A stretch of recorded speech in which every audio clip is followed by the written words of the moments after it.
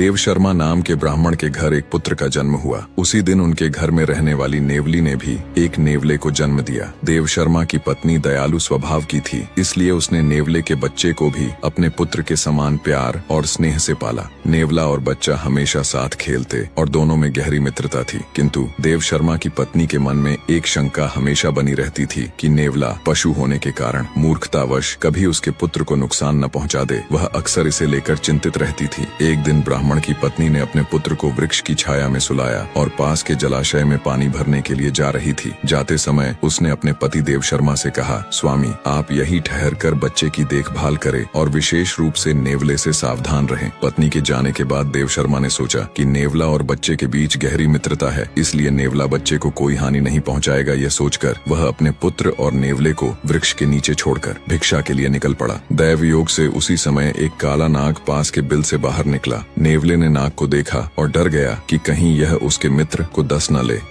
नेवले ने अपनी सारी ताकत और हिम्मत लगाकर सांप पर हमला कर दिया। दोनों के बीच जोरदार लड़ाई हुई। आखिर में नेवले ने सांप को मार डाला, लेकिन इस लड़ाई में उसका मुंह और पंजे खून से भर गए। कुछ समय बाद ब्राह्मण की पत्नी जल लेकर वापस लौटी। उसने दूर से देखा कि नेवला दौड़ता हुआ उसकी ओर आ रहा है और उसके मुंह पर खून लगा हुआ है। ब्राह्मण पत्नी का मन उन्हीं पुरानी आशंकाओं से भर गया कि कहीं इसने उसके पुत्र की हत्या न कर दी हो। यह विचार आते ही उसने क्रोध से हाथ में लिए घड़े को नेवले पर फेंक दिया। छोटा सा नेवला जल से भारी घड़े की चोट खाकर वहीं मर गया। जल्दी जल्दी अपने पुत्र के पास पहुंचकर उसने देखा कि बच्चा बड़ी शांति से सो रहा है। पास ही एक मरा हुआ नाग पड़ा था। यह देख ब्राह्मण की पत्नी को सारी सच्चाई समझ में आ गई। वह पछतावे से रोने लगी और अपने मूर्खतापूर्ण कार्य के लिए नेवले के शव के पास बैठकर विलाप करने लगी। उसने कहा, मैंने अपने ही रक्षक को मार डाला। मेरी जल्दबाजी और शंका ने एक निर्दोष की जान ले ली। निष्कर्ष, बिना सोचे समझे किए गए निर्णय जीवन में दुख और पश्चाताप ही लाते हैं।